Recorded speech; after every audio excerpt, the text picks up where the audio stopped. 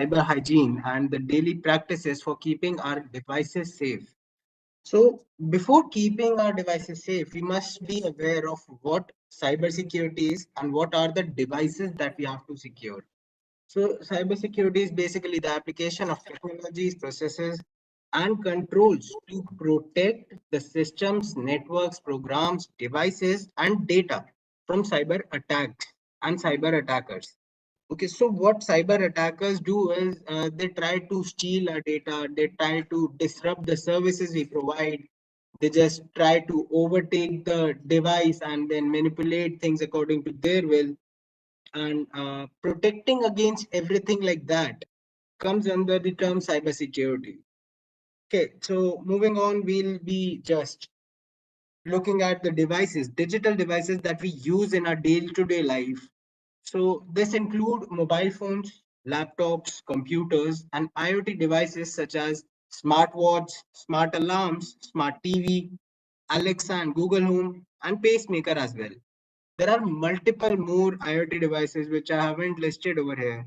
So mobile phones, I guess all of us must be having at least one smartphone in our hands right now in today's time, right? Let's keep this session interactive, and I'd like to see your replies in the comment section, chat section, if that's okay with Jagdish ji.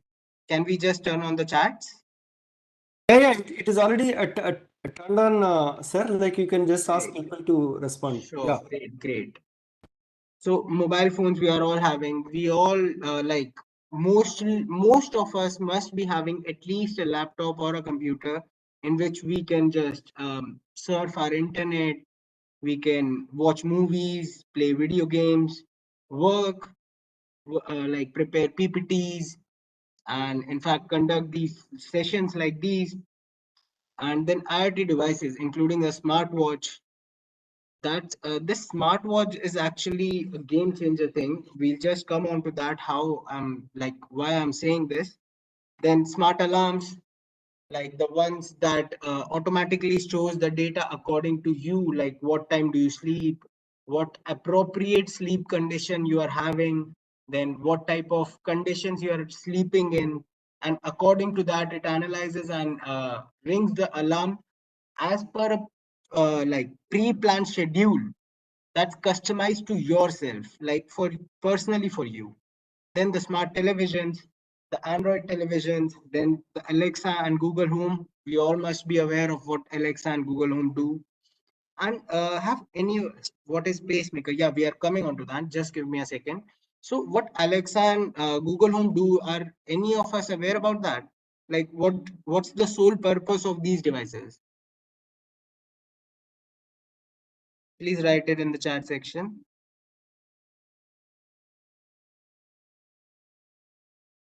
Anyone? Okay, so we'll move on. What these two devices, yeah, virtual assistant. So what they do is they work according to our voice commands. Like we can just ask them to play a music and they'll play it. We can ask them to increase or decrease the volume. We can even connect it to our smart homes, to smart lights in our home.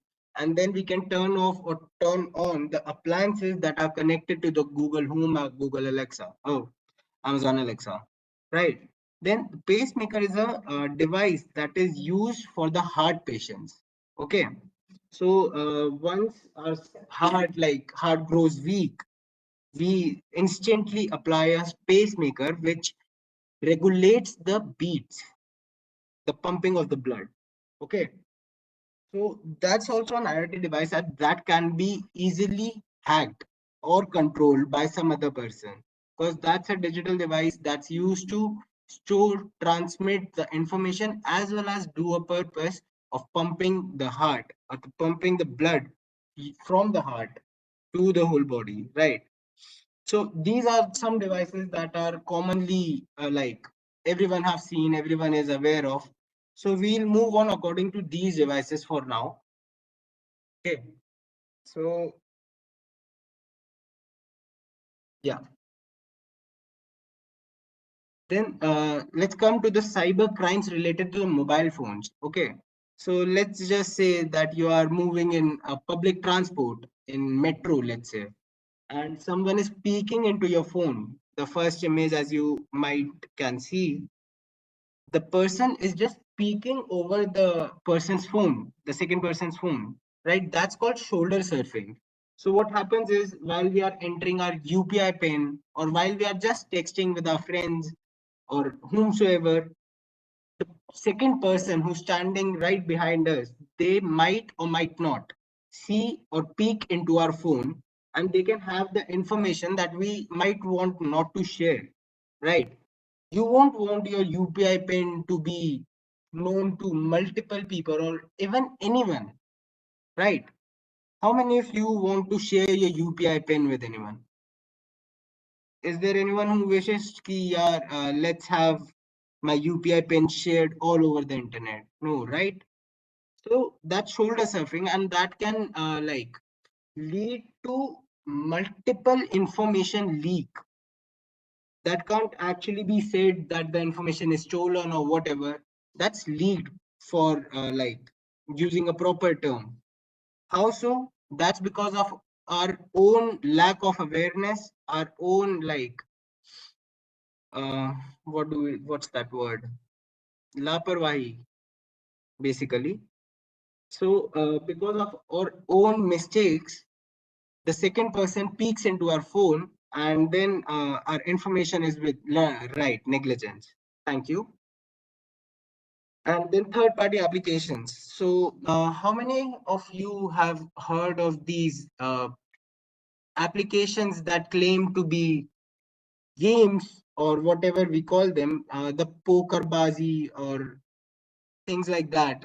Multiple such applications are there. The APK is actually, all the applications have their APK files, but the third party application, the third parties, this mods, basically what we call, right?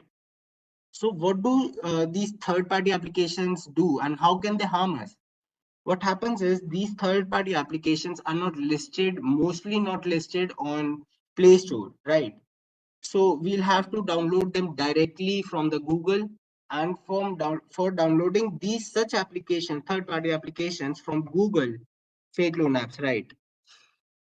For downloading these third party applications from Google, we'll have to permit our device to allow Google to download from untrusted sources.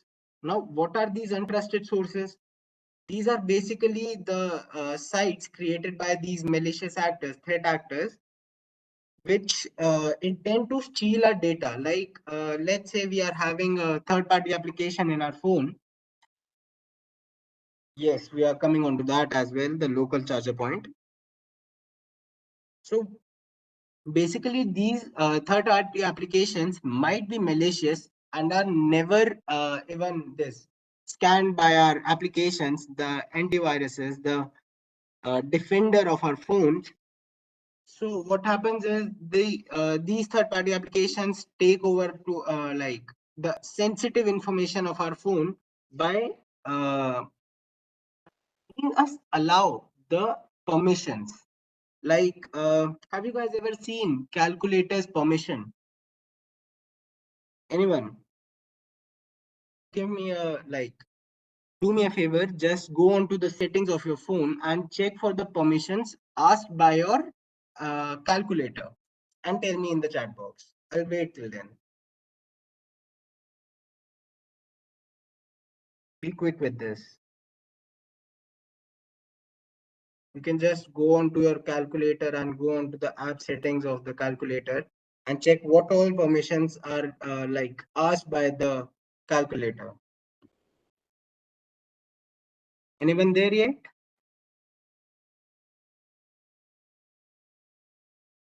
Okay, let me just move on, and I'll tell you, most of the applications, like the calculator applications, are asking for sir will allow iOS might also allow in certain conditions, if you permit it, unused app settings, right?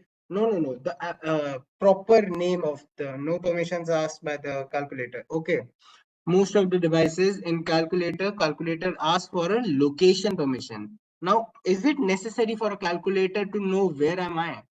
For me to calculate a number. Like I want to do 2 plus 2, but the calculator says, no, first tell me your location. If you are in the school, I won't tell you. Is there any feature like that? None. So these third party applications take all the application permissions like permission to access our storage media, permission to view images and videos, permission to make call and read SMSs, to read the call logs, and every such this permission that is like not really necessary. Like let's say I'm downloading a game, say poker bazi only. So I'm playing poker, and this the poker app is saying that we want to know whom you are texting, we want to know whom you are talking to, or we want to make phone calls. Is that necessary for that app to do that thing?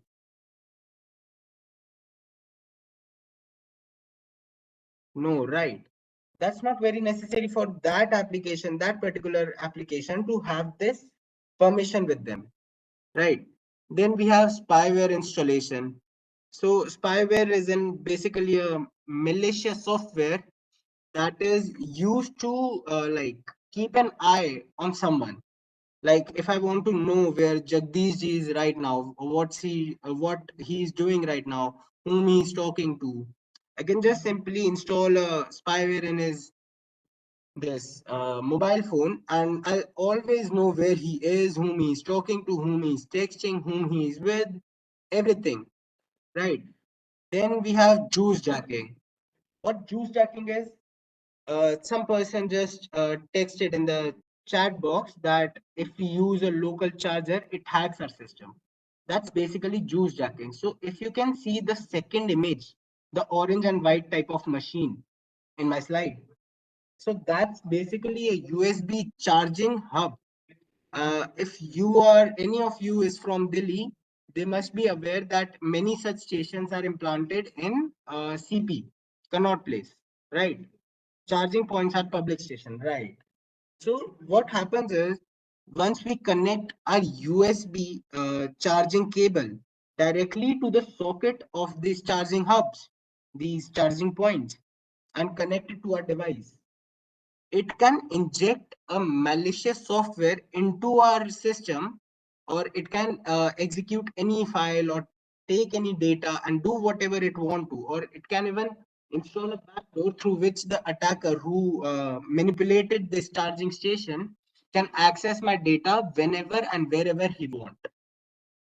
Then we have unauthorized access. Do you even know that there is actually a law that states you cannot, no one can touch your phone, or you cannot touch anyone else's phone while they are absent and without their permission. That's actually a punishable offense of with 3 years of maximum imprisonment or 25,000 worth of penalty, or both. If you just like take over to your friend's phone, even if you just take your friend's phone, do whatever you want to, and he catches you and he goes to the police and says that, sir, he or she might have manipulated my device or might have injected any sort of malicious software, or at least they have authorized my like they have accessed my device without my permission. Jagdish ji, is there any problem with my sound? No, no, you are audible, sir. You are audible.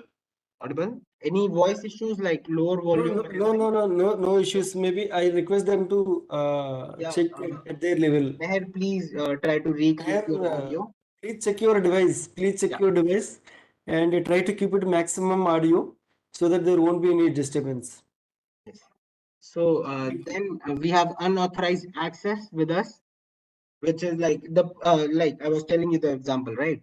So if the person goes, your friend goes to the police personnel and says that my friend have accessed my phone without my permission while I was not there, they can actually file a case against you, which can lead you to prison for maximum up to 3 years, or may the police may also fine you for 25,000 rupees.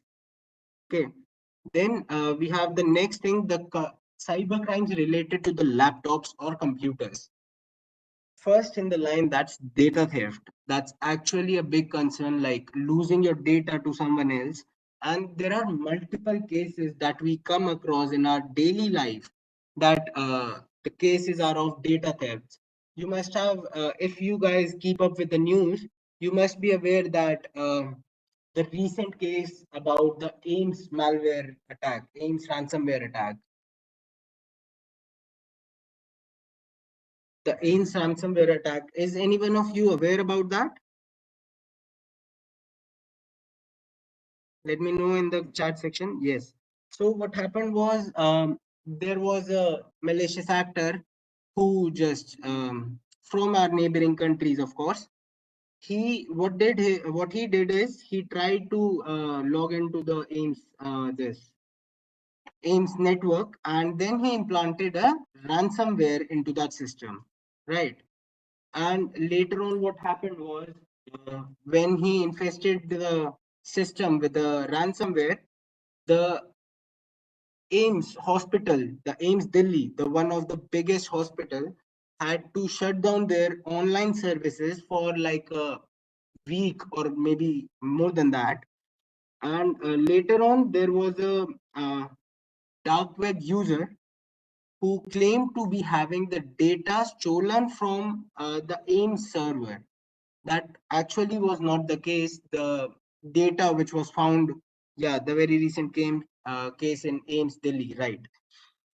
So the data was not actually from Ames Delhi. That was a previously leaked data, the 2-3 year old data from Apollo Hospital, which was being listed as the data that has been stolen from the Ames, but that was not really the case. That was just the ransomware attack that was there on the Ames. Then we have key logging and key grabbing from your laptops or computers.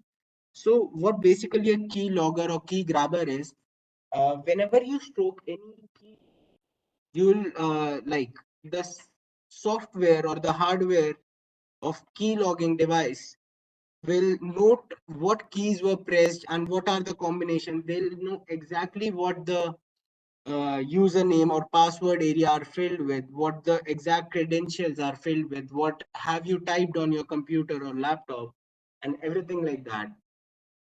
Okay, so if you can see the first image, that's basically an interface of how this key loggers work and how they provide us the data.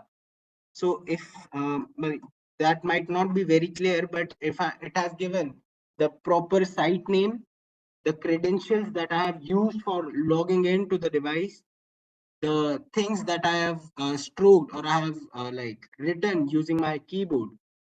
The keylogger took all the strokes and stored it and is now displaying it in this format. Okay, so that's key logging. Then we have unauthorized access. Unauthorized access we just talked about of our phone devices. So unauthorized access is someone using your computer or laptop and accessing any data, any website over the internet or maybe locally stored data, and then misusing them or for defaming you or disrupting your work or whatever they want to, or maybe just keeping the sensitive information about you and then later on blackmailing you or doing whatever they want to, and even if they are doing nothing but they have authorized your they have accessed your laptop or computer without asking for your permission or without your knowledge that they have accessed it, that's legally a crime. Then we have data tampering and data manipulation. That is when someone tries to manipulate a data, like the very good example for this is the speech given by Chatur Ramalingam in Three Idiots, which was manipulated by the main characters, the Amir Khan, right? Amir Khan manipulated the speech of Chatur Ramalingam in movie Three Idiots. If like, I guess many of you must have seen the movie Three Idiots, right?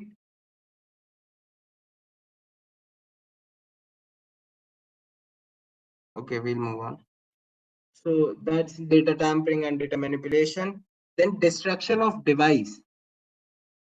This is something like if your friends and you are just having a fight or an argument and they just slam down your laptop or computer on the like on the ground or throw them on the wall and your device is destructed in any way, the device is like broken or it's not turning on, the screen went black, whatever happened to your device, the damage caused to your device by someone else is also legally a crime.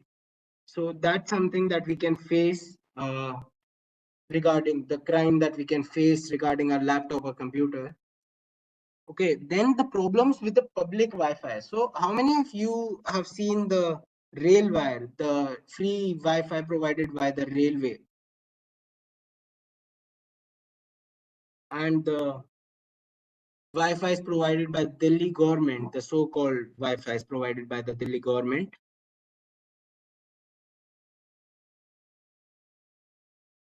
right? Multiple cafeterias and coffee shops or lounge or multiple areas like that provide free Wi-Fi, free public Wi-Fi's to use for their users. Google to use to provide, yes, Google used to provide free public Wi-Fi. Okay, we'll not go on to that, but yes. So the problems faced with the public Wi-Fi is that's open to all. Like if you are connected, I am connected, and also a malicious threat actor is connected. He or she can see whatever I am doing on my device or you are doing on your device using the internet, using that public Wi-Fi, right? So there are no logs. Also, we have our dynamic IPs on our devices right now, right? None of us are using our original MAC address, the device MAC address, but we are all are connected using the dynamic IP that our system provides, which refreshes once we like reconnect to the network or turn off our Wi-Fi and turn it on again, right? It destructs our system. It not destructs our system, but it's not really a good practice. We are just coming on to that. Why is it not a very good practice? So the malicious actor can interpret our network. Okay. So there is a tool called Wireshark. Have any one of you used this tool, Wireshark? That's a network sniffing tool. Anyone use Wireshark? No. Yes. Okay. Let's have a small practical demonstration of Wireshark. I'm having this on my device. Okay, I'll just share this screen where I have my Wireshark open. Yes. Can you see this application, the Wireshark? Yes, yes, yes. Is it Vardhan, we are visible, able sir? to see you. We are able to see you. Thank you. Okay. So see, we are having multiple options over there. So if we are connected via LAN cable, via Wi-Fi, our VMware adapters, if we are connected to our VM network, then Ethernet or whatever we are connected through. So for demonstration, I'll be just showing you my Wi-Fi settings. Okay. So this is the network traffic that's going on to my router from any devices. See, you will not only see one IP, but multiple IPs. Okay. So there are multiple people connected to my Wi-Fi and all of us are using the same Wi-Fi and that network traffic that they are generating, I can see here from my device. In fact, I'll just show you. What I'll do is I'll create a new request. Okay, I'll just show you this. There is a website. Can you see the website I'm displaying? No, just we are still at Wireshark screen. Okay, just let me open the website, then I'll share it.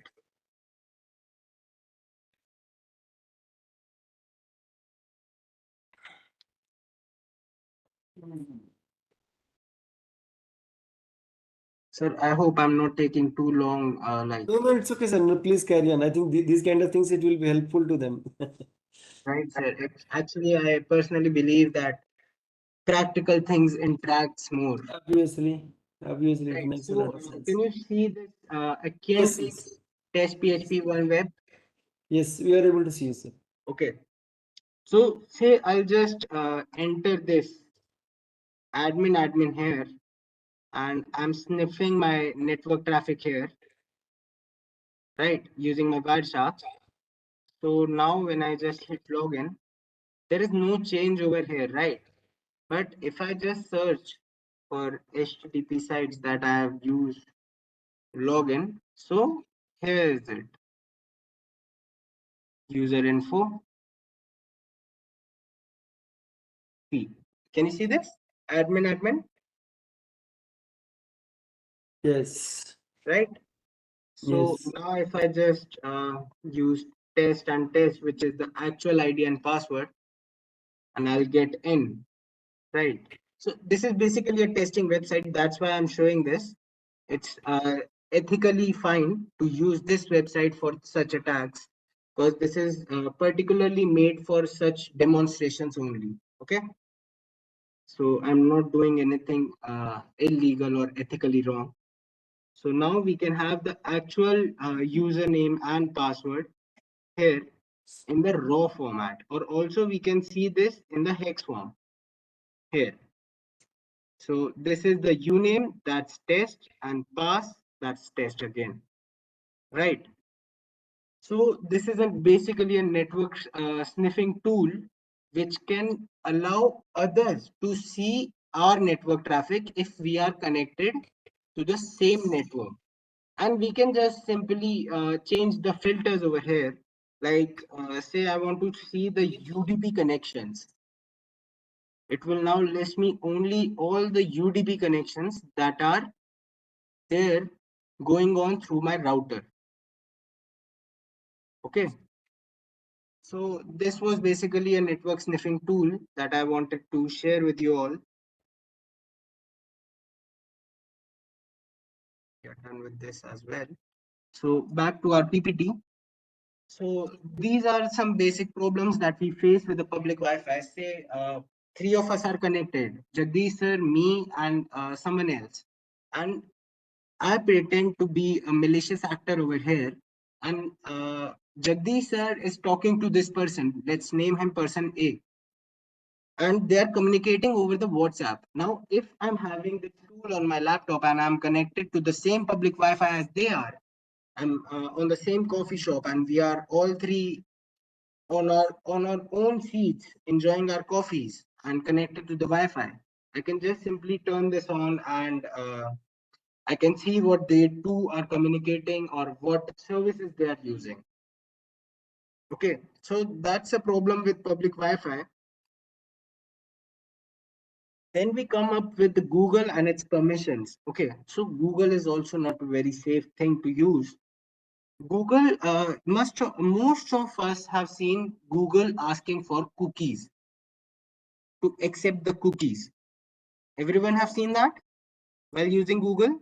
Any site you open, they first thing they ask you to do is please accept our cookies, right? These cookies, what these do is accept all, right? So what these cookies do is these cookies store our data, our session IDs, what time we logged in, what time we logged off, and this stores such data. And by cookie manipulation techniques, these can be used to access the site using your ID password by a third person.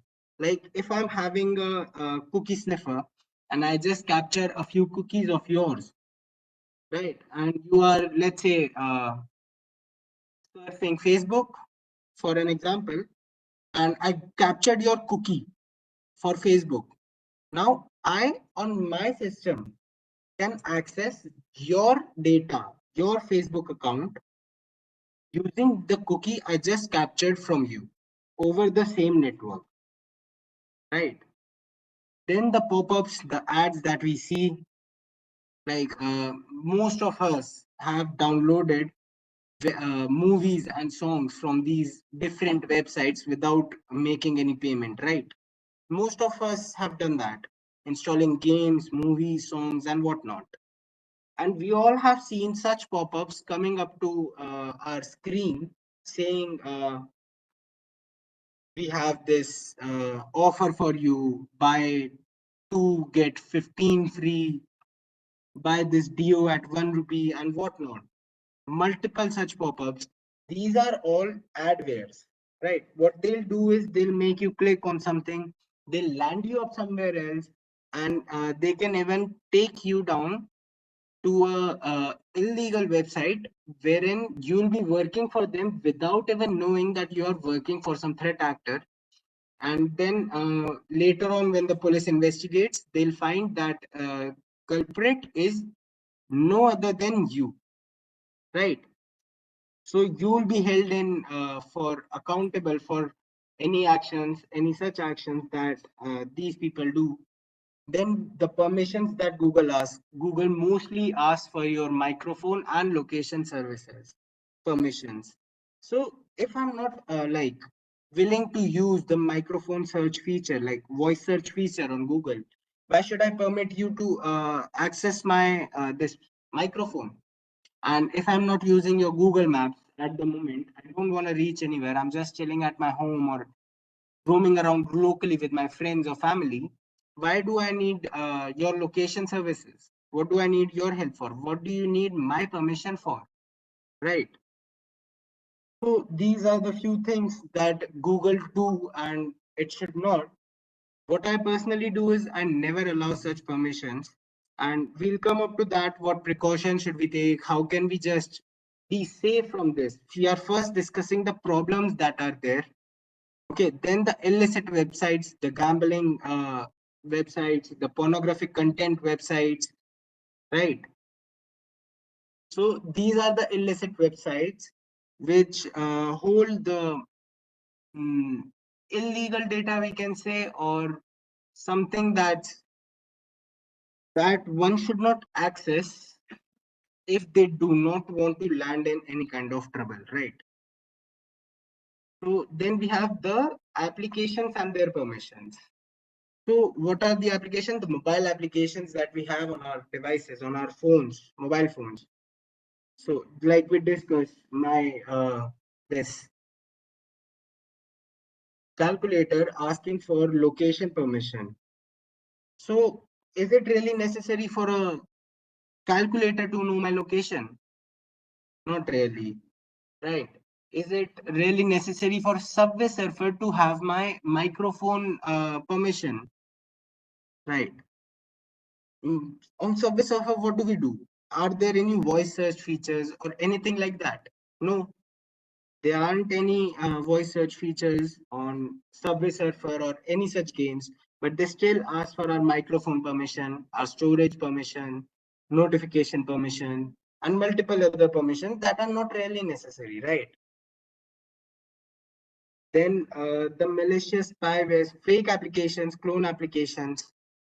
The clone applications are the basically the applications that look similar, feel similar, work similar, but are not actually the real ones, like Facebook and Fakebook, right?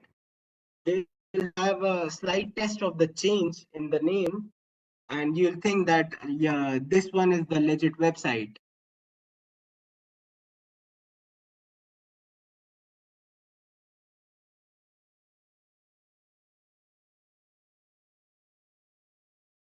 Sorry. Yes. So these applications feel that they are very real. They pretend to be exactly ditto same as original website, original application should be. But what they do on the back end is they store your information, the personal information, personal data that you didn't want it to share with anyone. They'll just steal that information and store it on their personal servers. Similarly, with the fake applications, so I'll just share a case study that I recently worked on. So as I told you, I'm a forensic investigator, and there was a case wherein a person was said to be followed by a land mafia. Okay, I can't disclose multiple things, but I'll just give you an overview what the case was and how we solved it. So that was something related to the clone application and fake applications. He was using an iOS device, and even after being said that iOS is one of the safest device to use, it's the this land mafia still had his call logs, messages, his audio recordings over the call recordings, his location, all time location. Whenever he's connected to the network, he'll have all his details, right?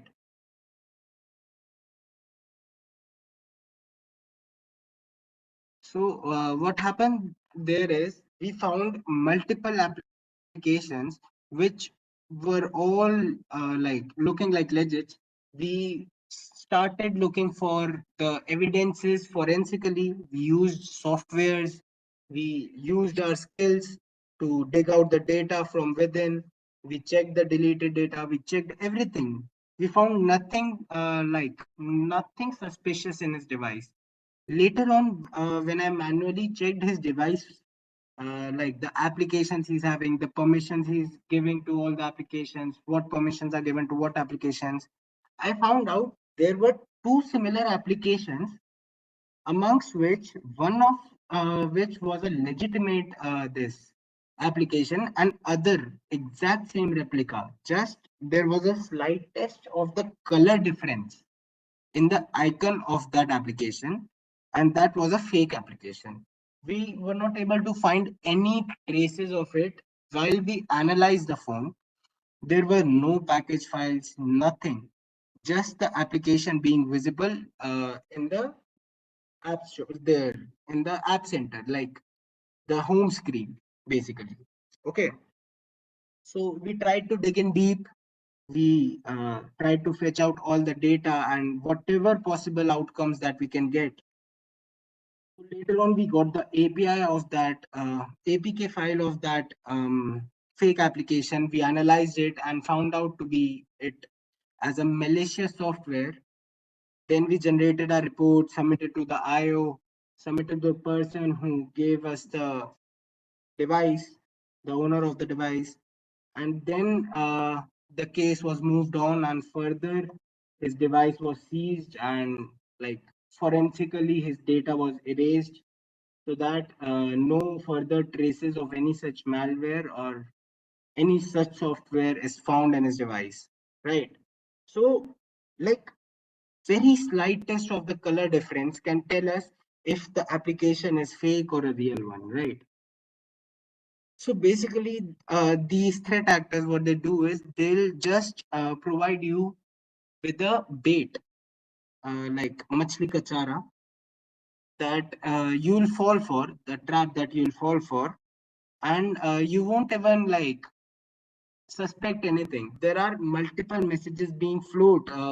Jagdish ji might be aware of this, like having a APK file saying that they have Pradhan Mantri Kisan Vikas Yojana applications. Correct, sir. Right. You would Nowadays, have that's had the to hear it. maximum circulation. Right. And I've got that APK file like 4 to 5 times and even 2 times in the same group itself. Okay.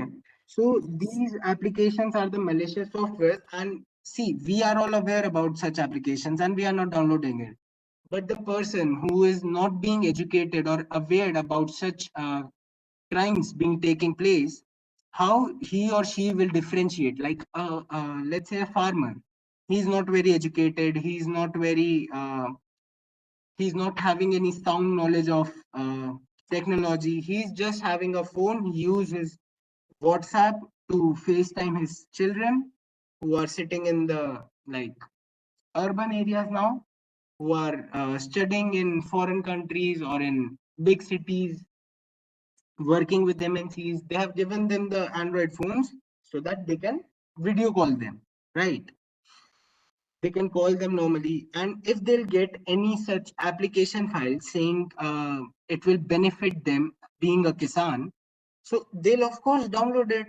They want any help they can get from the government. And why won't they download it?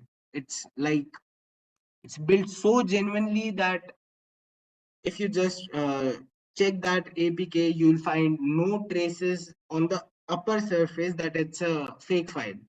Okay, so he or she will download it and will lose all their data. And then later on, what happens is their Aadhaar cards, bank account details are used for money laundering cases. And they are not even aware about that their account are being used for any such things, right? Then we have malicious spywares and Chinese applications. So I have also worked with I4C, and where we just tested a few applications which are now banned.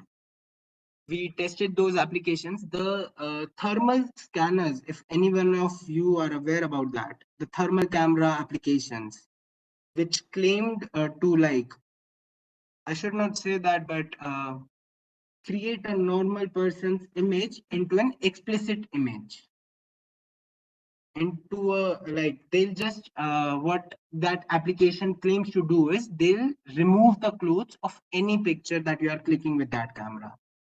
But on the back end, what they are doing is they are taking unnecessary permissions of accessing your data, images, videos, call logs, messages, and everything.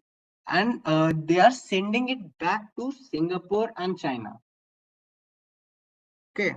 So there are multiple such applications, the fake loan applications, the pornographic applications, these kind of thermal camera applications. There are thousands of such applications that are being circulated and which are being used as malicious spywares. Then the unnecessary permissions that we just talked about. Then these are a few examples. Calculator asking for location, surfer asking for camera and photos and videos. Right. Then we have the hardware used for hacking. These are a few hardware devices that are normally used for hacking, and the relevance of these devices I'll tell you in the upcoming slides. First two are the RFID skimmers. So what these two devices is Proxmark 3 kit and the Flipper Zero. You can just scan any RFID using these two devices and they'll clone it. Like if any one of you aware of RFID skimming term, that's basically cloning your credit card, debit card, or any such device, or your this what do we have on this car? Fastag. We can just clone any such device, and it's very simple. See how Flipper Zero works is you just have to point it towards the RFID that you want to skim, and then it will just grab it using the signals and it will clone it. Proxima 3 kit, it was really trending back in 2018, if I'm not wrong. What used to happen was the scammers used to just like put their hand on your back pocket where you kept your wallet, and they'll just go on. They won't steal anything, do nothing. Just place their hand on your back pocket and go away. They used to have these type of RFID skimmers like Proxima 3K in their hand, and your debit cards, credit cards, whatever cards you're having in your device are now skimmed and are having, and the attacker is now having all the details of those cards. Right. Then we have the rubber ducky. What rubber ducky is? It's a pen drive looking like it's a pen drive that's actually having malicious code inside it, which can destroy your computer, steal your data, transmit your data to other devices, other countries, whatever the programmer have programmed it to do. It can be customized. Then we have a LAN turtle, which will interpret your network traffic and give it to someone who have placed it there. Then we have Wi-Fi pineapple, which is used for Wi-Fi hacking, and the pen drive looking like these two images in the last are keylogger.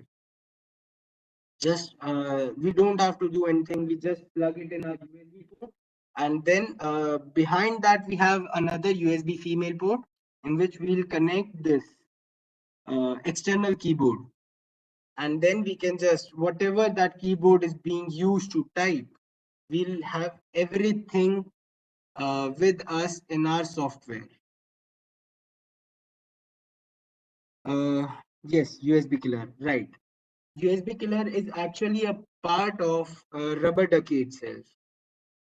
USB killer is programmed using a rubber ducky only. Okay.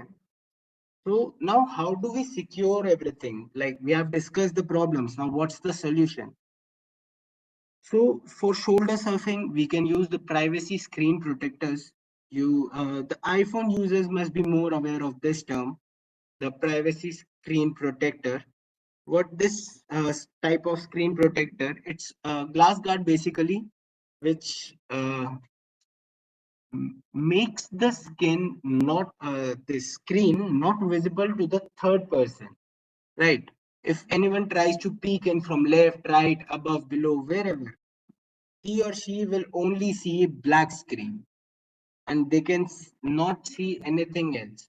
It is like made such a way that only a particular angle, if you view from that particular angle, you will be able to see that screen. You won't be able to notice whatever is going on the screen. Then never install applications from untrusted sources. Never download the third party applications. Never use public USB ports to charge your device. See, I'll tell you an alternate. If you are running out of battery, try to find a socket basically wherein you can plug your adapter.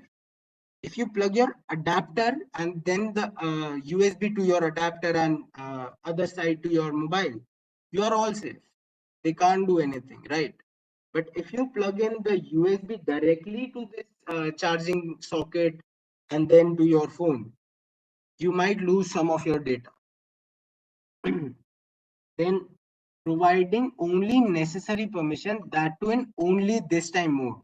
So whenever you are providing the permissions, you get three options. Earlier we used to get three options. Now we are having four options. That's deny the permission, only this time, only while using the application, and allow. So amongst every permission that we are getting, we'll only select the only this time permission. Okay. Then we have using a strong security password and separate lock for applications. Is it valid? What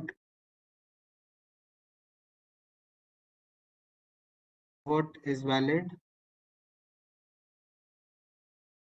Allow apps not to track. See, you can't make that thing happen because privacy in today's world is a myth, as discussed in the last session as well. If anyone of you were there in my last session, I there also told that privacy is a myth and there is no such thing as privacy left in today's time. Even if you are surfing the internet, you are not connected to the network, wherever, whatever be the condition, you are still being monitored, you are still being tracked, traced. Okay. So I'll just suggest that use a strong security password and also use a separate lock, app lock with a separate password. Not using the same password in app lock and the screen lock. No, use a different screen lock, then apply app lock to the necessary applications like your images, your file system, then your chats, your payment gateways, any such application that you think can make you lose your data or money or reputation.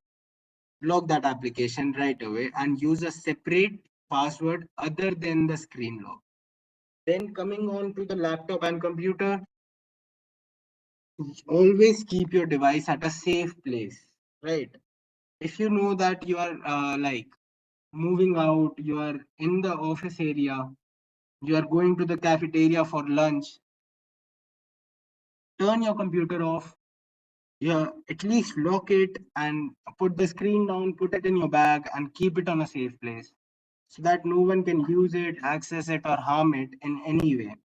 Then never leave your laptop alone in a public place. See, why I have mentioned this point, it's a very common thing. Who will keep their who will leave their laptop alone in a public place? No one. What happened was, one of my friend, what he did was he was using his laptop in Starbucks, if I'm not wrong, and he went there to order another drink or something like that, and he left his laptop in the spot only. And the other person who was arguing with his friend or whomsoever they were arguing with, they just threw coffee on each other, and his laptop was destroyed. He was a Mac user, and his laptop was completely destroyed. Right. So that's why I'm asking you not to leave it alone. Even they could have stolen the laptop, the data, anything. They could have done anything. But what can we say now?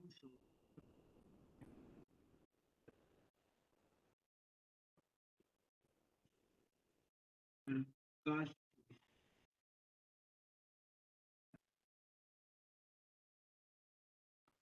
your name right, but what do you like? What is your criteria to trust a source in Google?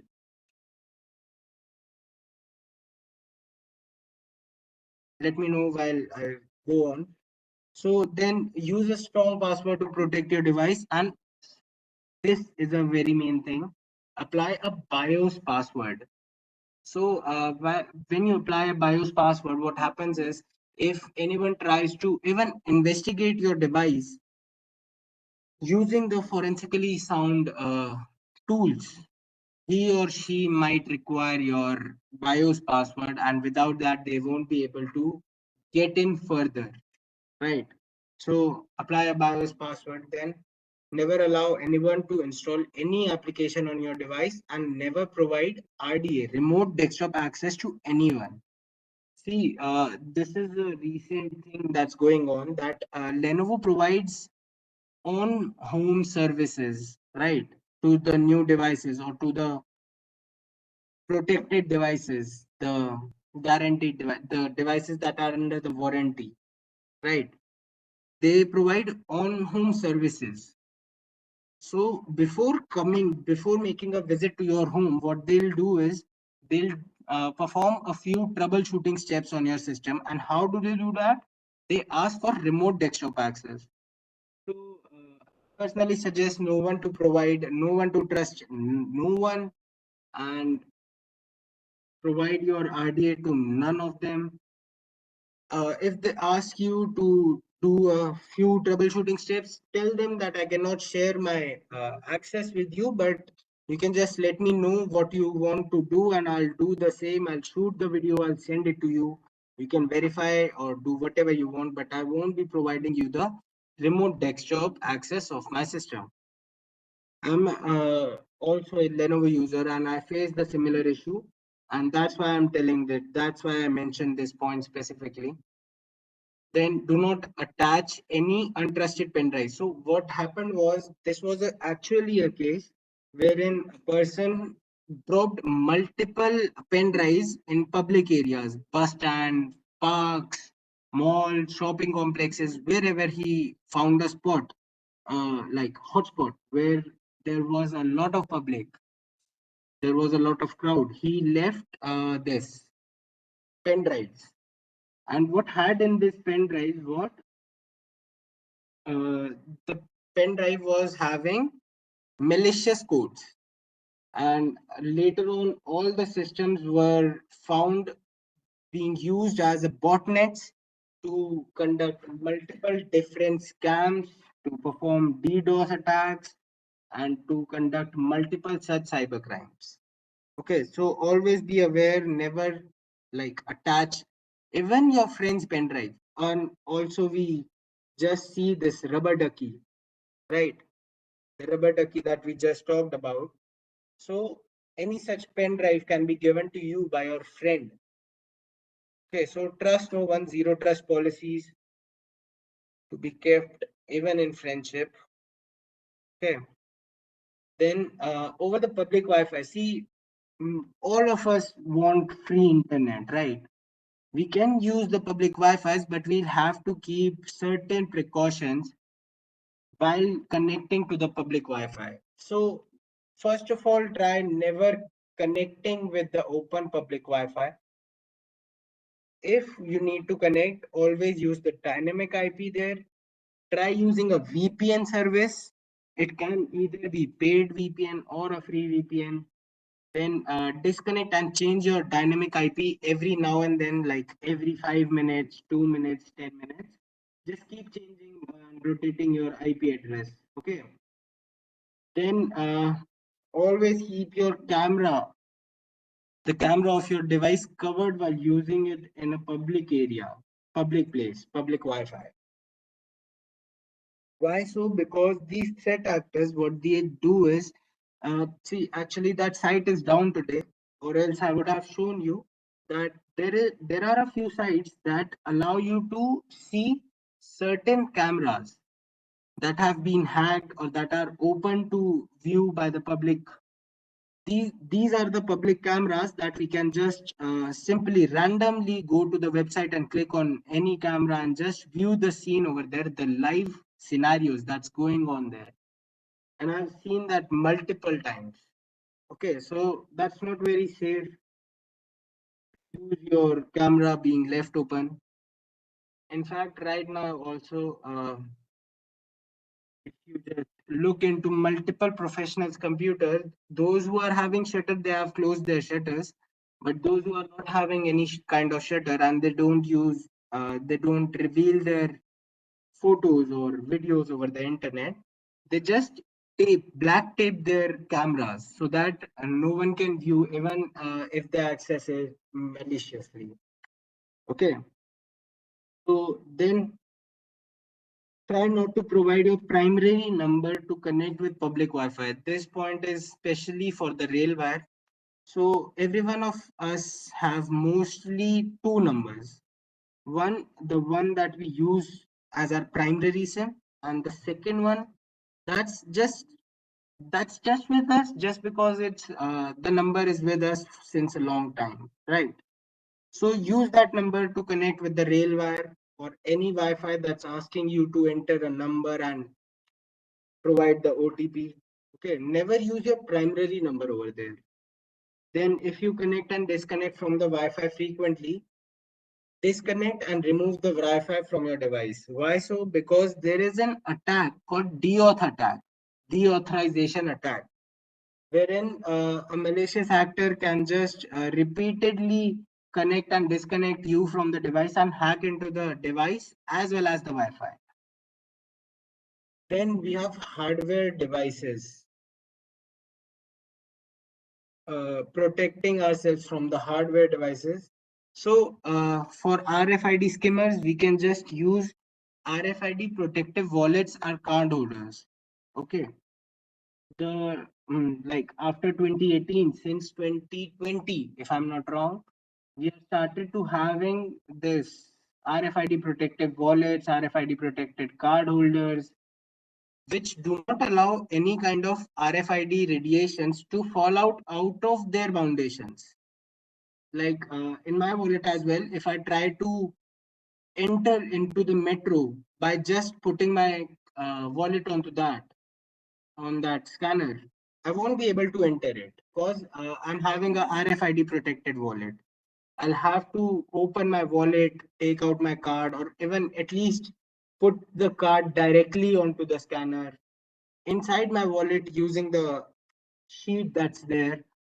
Then only it will scan. Otherwise, my wallet is completely RFID protected. So use those wallets or card holders at least for your ATM cards or credit card, debit card, whatever card you are having. Use RFID protected card holders. Then never allow anyone to plug your device, any hardware device. Like what I can do is I can simply install a rubber ducky into your system and you won't suspect anything. I can install a keylogger into your device, right? So never allow anyone to plug any kind of hardware device into your system unless verified. Then always check for land turtles before using the systems in cyber cafe. Cyber cafe is not very a trendy thing nowadays, but still, if there are any cyber cafes left, if you go to the gaming parlors and try to use your internet over there, try to do whatever you want over there, Just keep a check for the land turtle. I'll just show you again how this land turtle looks. So see the fourth image, the one right below the RFID flipper. Okay, this is a land turtle. You can also find the images on the Google, and just make sure that there is no land turtle before you serve on any system outside your home or outside your personal jurisdiction. Then never plug any unclaimed or suspicious pen drives or devices to your system. Always check for dual Wi-Fi SSID. Okay, this point is there because I wanted to tell you that there are certain cyber attacks wherein you'll just see that there are two Wi-Fi's, separate Wi-Fi having same name, like 1234, 1234. What happens in such cases is one of them is a fake Wi-Fi, which will act as an intermediate between you and the actual router. And that Wi-Fi will steal all your credentials, data, whatever thing you are transmitting to the router, thinking it's a legit router. He'll pass on that request to the actual router and store that data to himself as well. Okay. Then never enter any personal or banking credentials in anyone's device. This is because one of my friend again he did a very foolish thing. He had to show his friend some chats of his like colleagues having with him over that over the Facebook, and then what he did was he entered the ID and password of his Wi-Fi, this Facebook, into the friend's device, and once entered, the credentials were always saved. Uh, just give me a second. Sorry. Yes. So where was I? Yeah.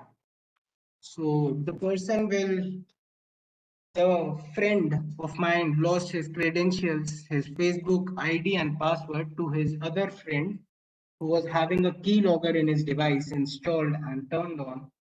And then he lost control and access of his own Facebook ID.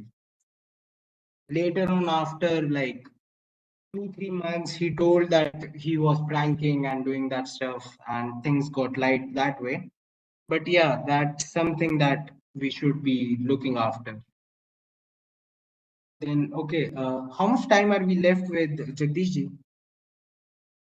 As per your convenience, sir, like if you can, if it is over also, no problem. We will move on to the assessment, live quiz kind of thing. See, I'm left with a few slides only. If you Okay. want, I can just complete.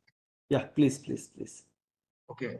So now we have the Web3 technology. I'll just give you an overview of what Web3 technology is.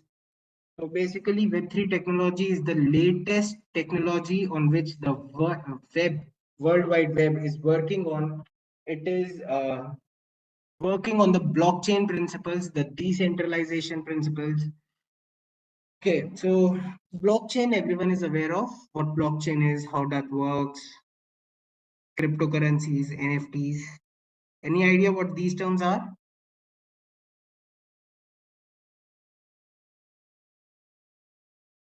Guys, please reply in the chat. Yeah. Okay. So these are the things that comes under this Web3 technology. So I'll just give you an overview. The Play Store is in Web3 replaced by Magic Square. Chrome is replaced by Brave. PhonePay is replaced by MoonPay. ChainGPT is the programming and debugging software that is under the Web3 technology. Okay. Cryptocurrency, no. Okay.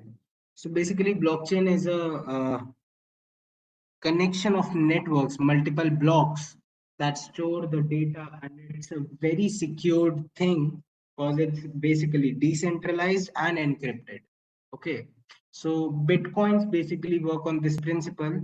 We transfer these Bitcoins from one wallet to another in blockchain only. Okay. We'll talk about blockchain someday else because actually we are running out of time as well. So what Brave browser is? Brave browser is another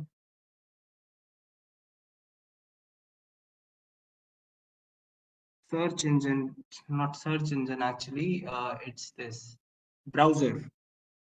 It's another browser that's Brave browser comes under Web3 technology, and it gives you an amazing feature which is blocking your ads, right? Blocking all the ads, blocking all the trackers, all these what do we call them? Trackers, spiders, crawlers, everything is blocked by the Brave. It saves a lot of time as well as the bandwidth. So restricts all the pop-ups ad without any add-on or extension. Also restricts trackers and crawlers. Using Brave browser in both mobile and laptop will not only help us save time, but will also protect us against any kind of adware or suspicious links. Is using how many of you are using Brave browser? Let me know in the chat section. Yeah. Okay. So it also basically ensures the proper security due to the blockchain technology. Okay. I'm using both and everything. Right. Great. Okay. Now coming on to a few case studies that I wanted to share were um, are you guys aware about this colonial gas pipeline case study? Basically, what happened was in America under DOJ, there was a case in which a colonial gas pipeline company, which was having a like huge share in the petroleum industry of USA, was under a ransomware attack, and the attackers demanded for ransom amount in form of bitcoins.